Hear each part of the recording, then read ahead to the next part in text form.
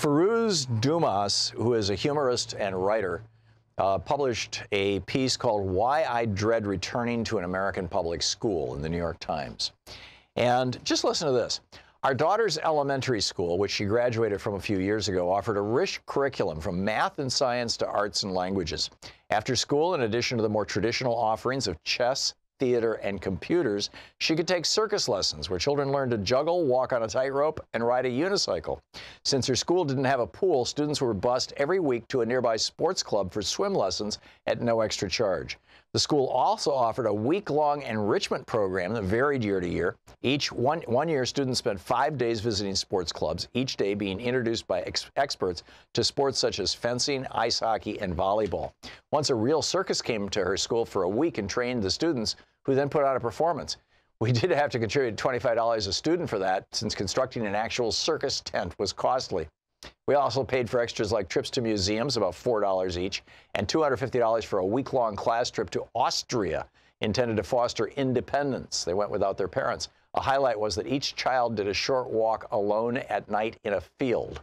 But that's it. On the few occasions when the school organizing fundraising efforts, the recipients were in other countries. She's describing a German public school. And this is in Munich, Germany.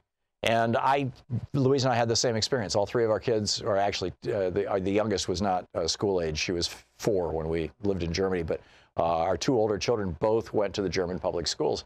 And they were just extraordinary. So why do our schools suck? Our schools suck because, in part, they're paid for with property taxes.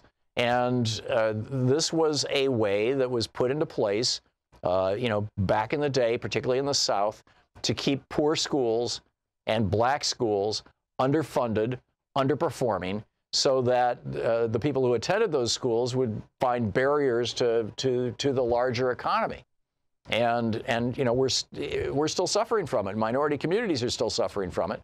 And it was explicit. It was done explicitly. It was done for that reason, right? For the reason of disenfranchising people.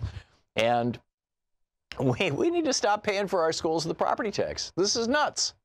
And we need to start paying for our schools with some sort of a good national fund. It's just crazy that the school that your child attends is going to be good or bad depending on how wealthy the local community is. This is the one of the most rigid and pernicious and evil ways that we use right now to perpetuate, class rigidity, essentially, to prevent people from moving up economically, socially, politically, in terms of power. It's a way to keep people down. And it was intended to be a way to keep people down. And it was intended to be a way to add extra benefits to the lives of school children who came from wealthy families and wealthy communities. It was intended that way. It wasn't some accident. This is why it was set up. And we should be looking at this going, okay, this is crazy. Right? All over the world, they've got great school systems that don't vary from town to town in terms of the quality of the school because they're standardized across the country.